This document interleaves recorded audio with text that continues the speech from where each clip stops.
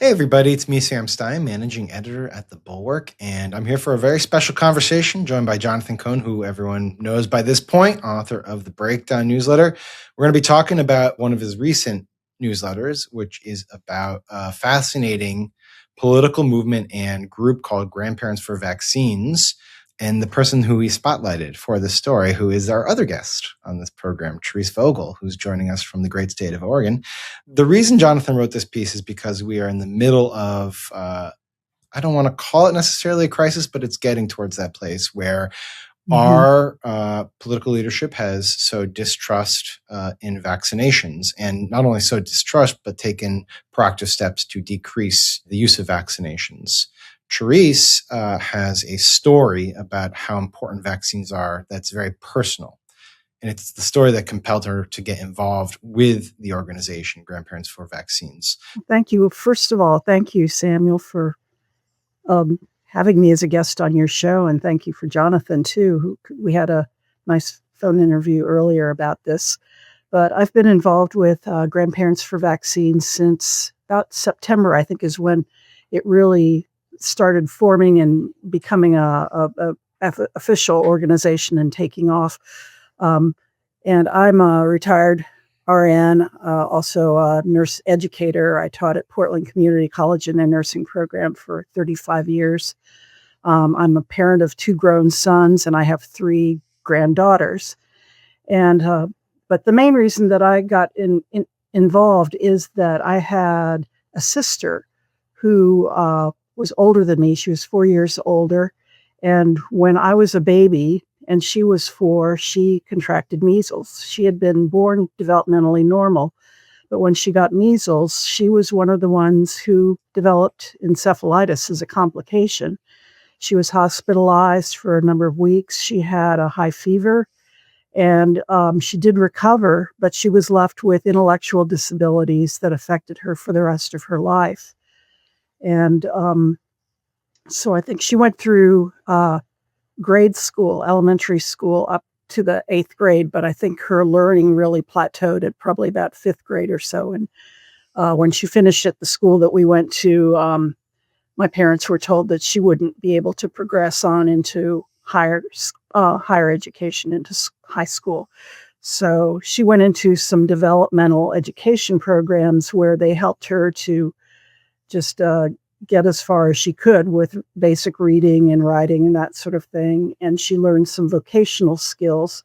And she was really fortunate that around that time they were creating sheltered workshop in our hometown in Virginia, Winchester, Virginia. And so she started working in the sheltered workshop there around the time that they opened, and she worked there for over 40 years. She also was fortunate to get part of this community housing program, Shenandoah Valley Community Residences, where they helped her to gain semi-independent living situation. She lived in a complex of duplexes where they had 2 people living together with disabilities, and then they had a caseworker that would go around and help them manage the situation, help them pay their rent, make sure they're getting the house cleaning chores done, help resolve conflicts, take them shopping, and that sort of thing.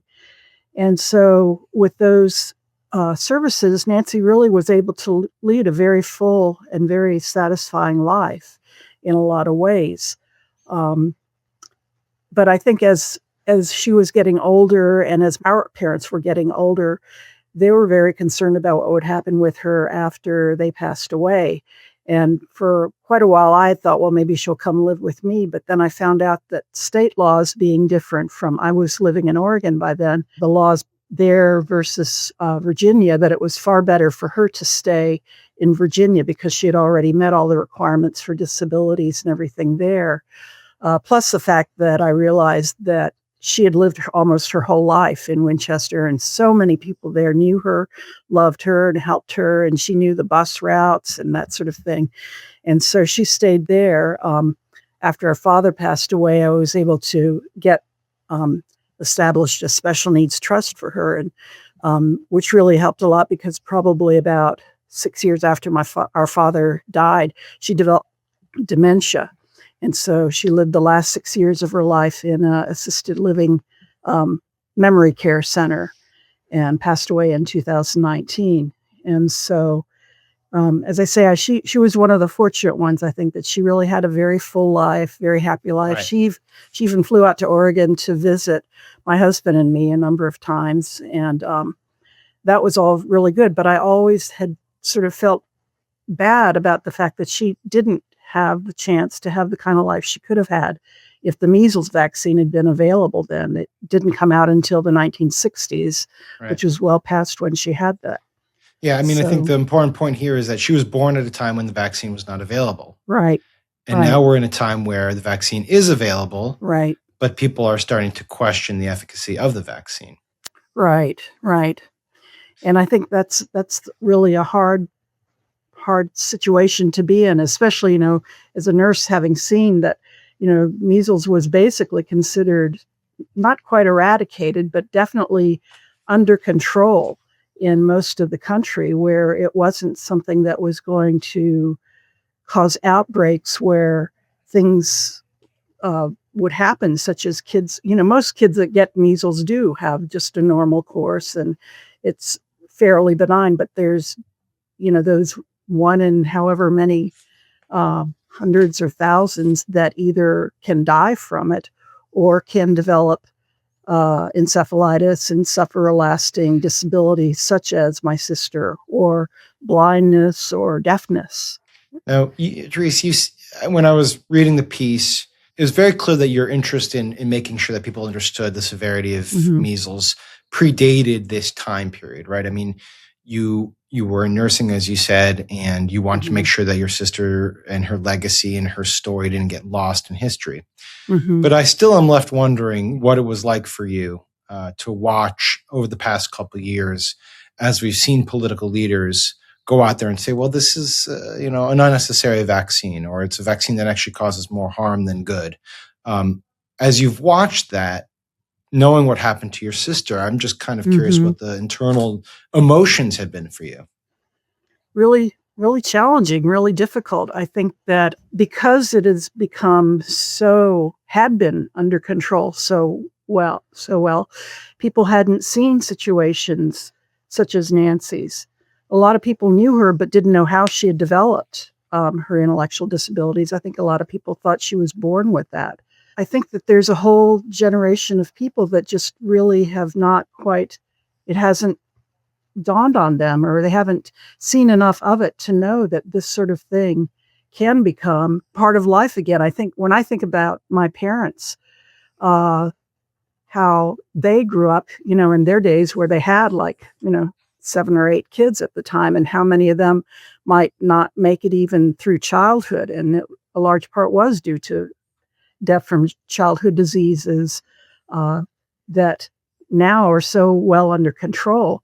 But I think that we're going to probably have to go through some tough times where people are going to be caught in this web of people that are not vaccinated, that weren't expecting that would happen, hadn't heard that it could.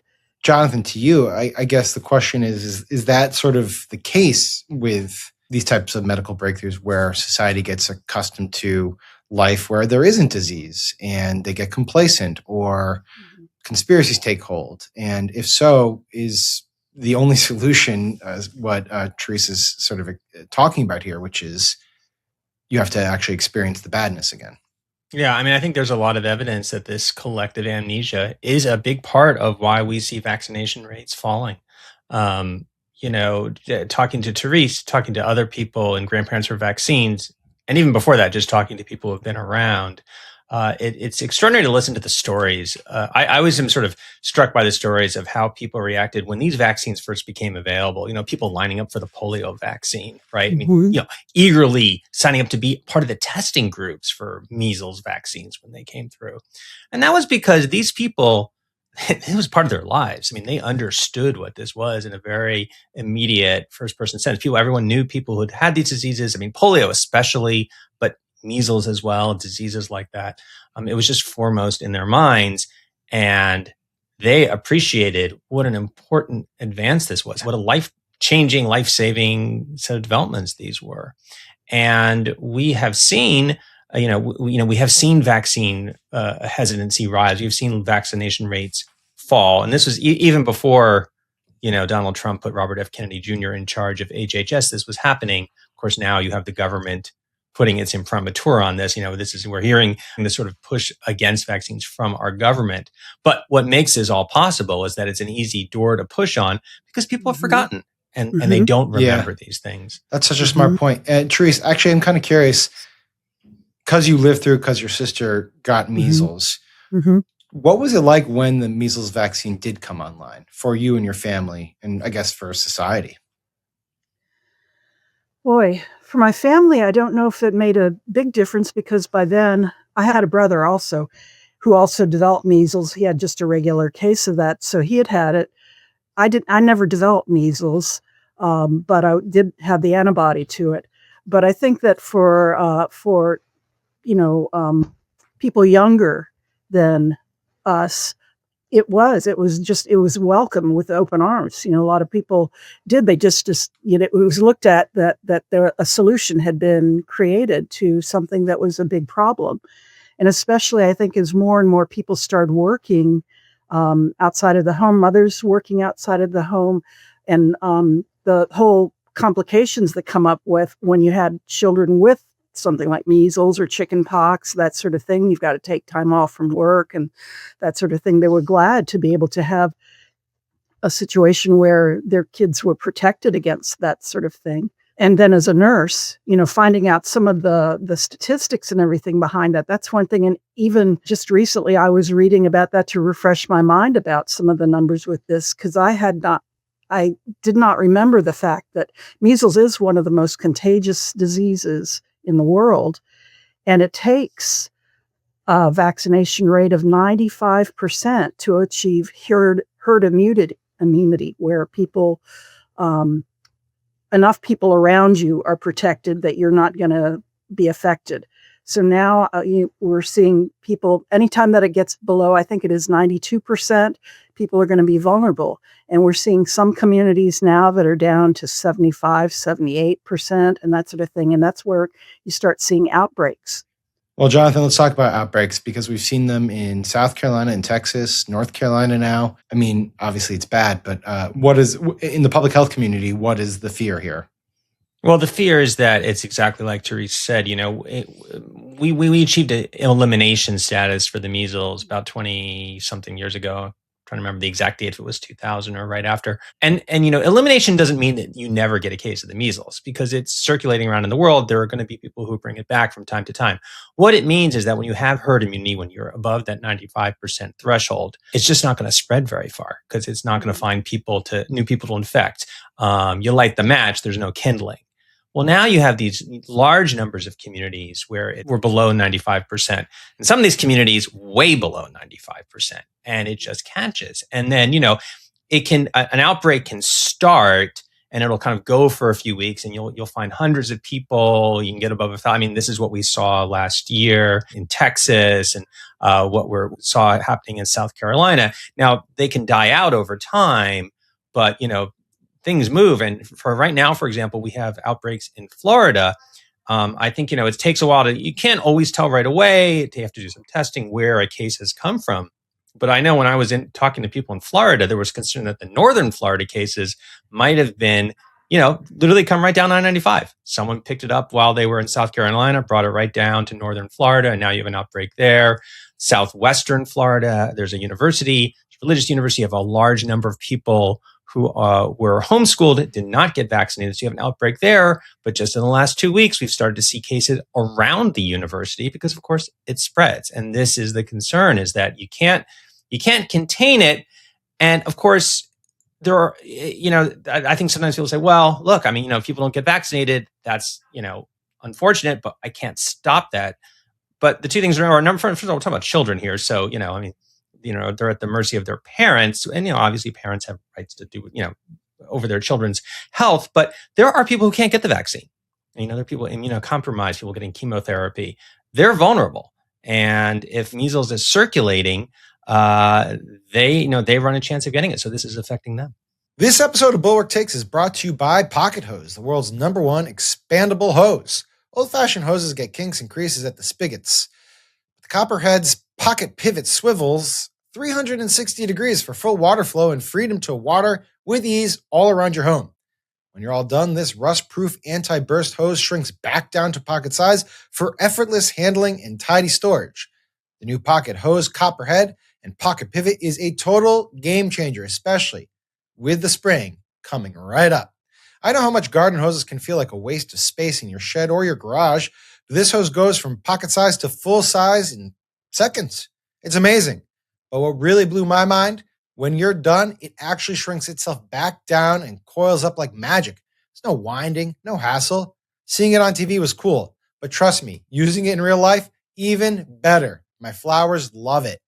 After trying the Pocket Hose, I'm never going back. This hose is so lightweight and durable. Watering the yard is a dream. For a limited time, my listeners can get a free Pocket Pivot and their 10-pattern sprayer with the purchase of any size Copperhead hose. Just text TAKES to 64,000. That's TAKES to 64,000 for your 2 free gifts with purchases. TAKES to 64,000. Message and data rates may apply. See terms for details. All right, Jonathan, then back to you, Therese. Because what we've seen recently, and this was actually a subject of your most recent newsletter, is, although that was more legal than political, is that, I don't want to call it a backlash yet, but I guess it is a backlash where politically the White House has begun to recognize that all this talk about vaccines, specifically coming from Robert F. Kennedy Jr., is not going over well with voters, and that they're trying to shift the conversation away. Is it because we're seeing episodic, measles cases here and there, or is it because people are beginning to recognize that maybe this isn't the smartest health policy, or is it a bit of both? Jonathan. Yeah, I mean, I haven't seen any empirical testing on this, but my gut instinct is that it's a little bit of both. Right. And it's a classic silent majority situation. I mean, the people who are opposed to vaccines are quite vocal. They're very passionate about it. They are quite vocal. Of course, the Secretary of Health and Human Services now is one of them. They have if you go online, they are relentless. They put their views out there. So it can feel like they are really dominating the debate. But we've seen a lot of polling on this now. Most Americans believe in vaccination. Most Americans don't want their kids getting the measles. And maybe it was not really foremost in their mind before, but you got to think, right, that we'd see these stories about outbreaks. And then, we hear warnings from some pediatricians and doctors saying, hey, please, this isn't good. People are going to react. I will say one thing that I thought was a really interesting development was in South Carolina, that outbreak does seem to be kind of dying out finally. One thing I saw was a really quick uptick in vaccination in the communities where there was low vaccination. And, my read on that, again, this is all hunch. We haven't seen this really tested. But my suspicion is there's a fair number of people out there, they're not that focused on this, and they hear there's some controversy. And, you're a busy parent. It's hard to sift through this information. So maybe I won't get the vaccine. Maybe I won't. Now, all of a sudden, your neighborhood, your school, your shopping mall, your grocery store, people are getting the measles. You start to hear, so-and-so's in the hospital, because people do end up in the hospital from this. And all of a sudden, people start to I'm going to get my kid vaccinated. And I think that is a sign of where people might be. And then that brings me back to Therese, which is, grandparents for vaccines, it's a fairly straightforward concept. We are a generation that lived through a time period when there was no vaccine. That's right. We experienced it. We've witnessed it. In your case, you had a family member afflicted by it. Here's why you need to understand the importance of vaccines. So tell us a little bit about, we know what the mission is, but tell us how you go about executing. Well, we tell our stories.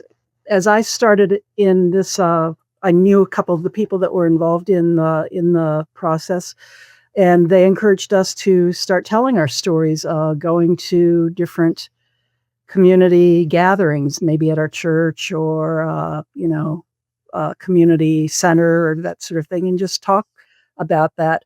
A number of us made YouTube videos to just sort of talk about it, and I told my story about Nancy.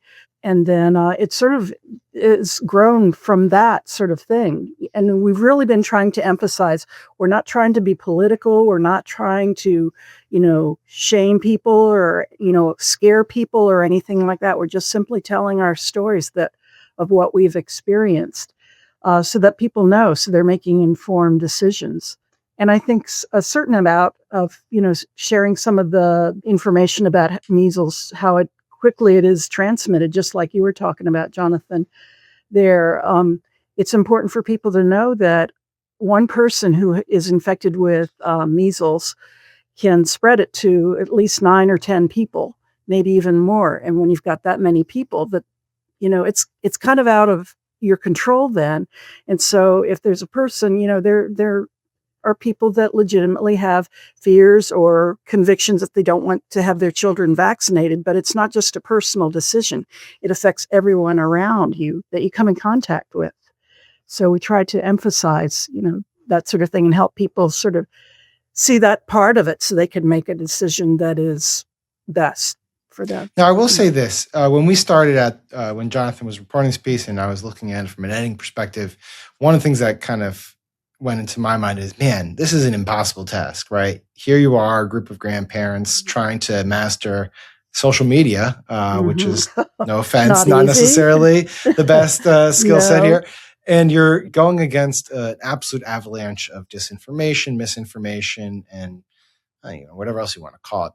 And then we kind of stumbled upon this interesting study, which was from University of Pennsylvania, 2024 study. It's not so long ago. And what they found was kind of interesting, which is that exposure to social media actually would increase vaccine uptake.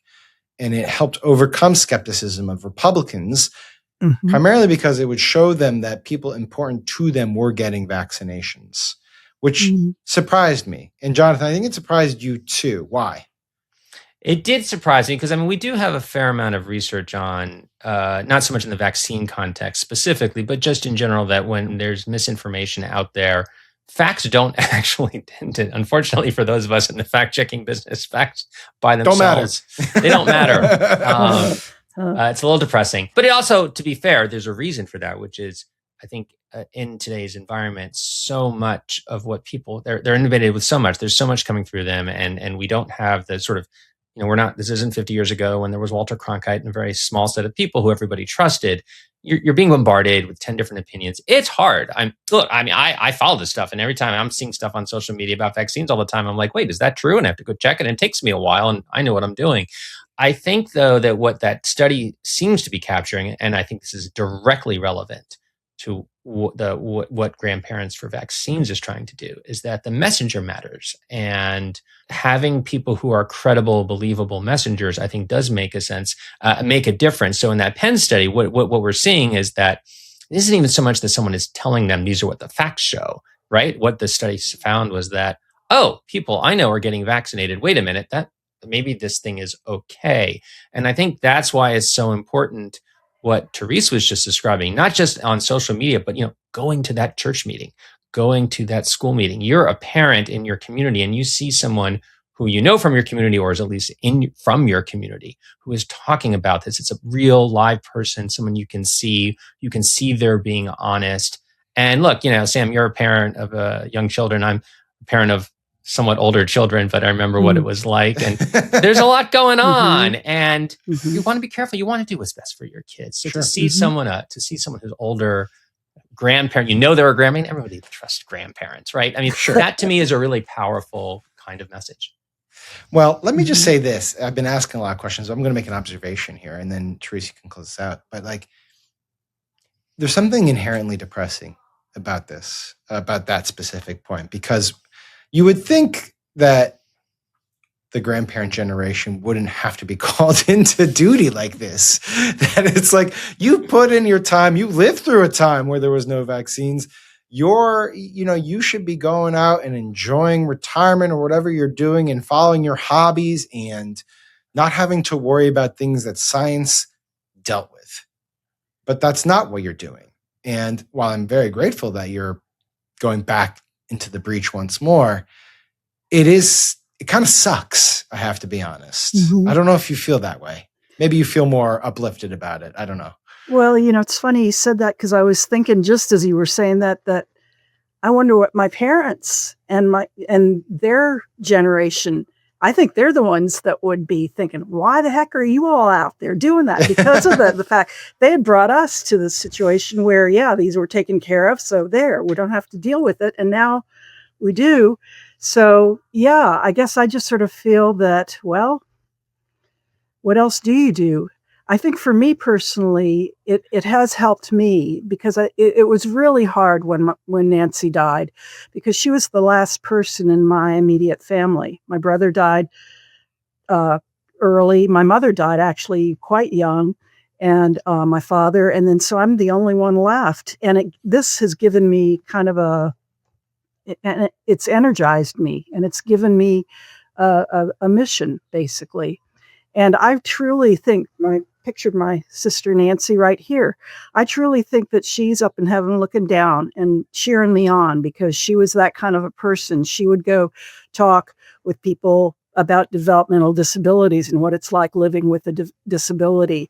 And she'd be going, go for it. So, for me, I feel good, but yeah, I don't want to do this forever. And the thing that I really dread is meeting the first parents with a child that has something like what she has, because there's a lot of emphasis right now on, measles deaths, but I don't think they talk a lot about the number of people that survive but live with disabilities from it. So, yeah, I'll keep doing as long as I can. Well, I appreciate that you're energized. Thank you for all you're doing. And for folks who are interested in getting involved, do go check out the group. It's Grandparents for Vaccines. They're doing great work. I'm glad to see that you've had some growth, and I'm interested to see in how this all plays out and the work that you do in the near future. Therese, thank you so much for sharing your story with us. I really appreciate it. Thank you, too. And for everyone who watched, thank you for watching. And thank you for subscribing to the Bulwark and for your support, which allows us to tell these stories both in written and in video form. Your subscriptions mean everything for us.